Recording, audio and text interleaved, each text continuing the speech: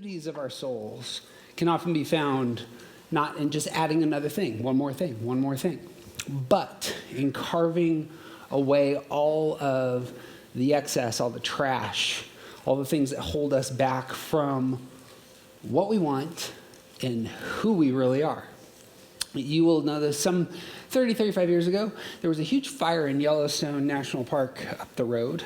They, at the time, were the largest forest fires in U.S. history, and 800,000 acres burned.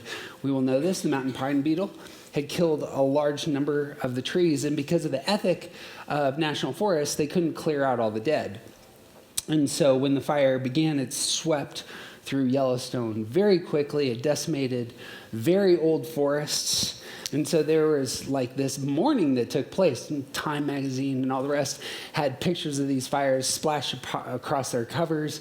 And there was like this sense of deep loss that Yellowstone was on fire. And then something happened the next spring that folks didn't expect. Park officials said that they experienced an eruption of life, specifically among wildflowers, that they had never seen before.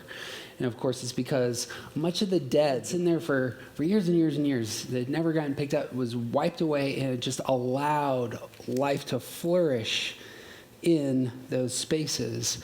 It seems to me, big idea here, it's a bad sign. It's a bad sign when there isn't like a clearing taking place in your life and mine. We know what this is like. It's a bad sign when we don't actually engage subtraction at some level. And what the Enneagram shows us is that liberation occurs when we identify our primary addiction and we remove its power.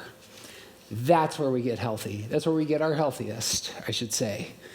When we identify our primary motive, what we want, when we identify the addictive quality and we remove its power intentionally, that's when we become our healthiest.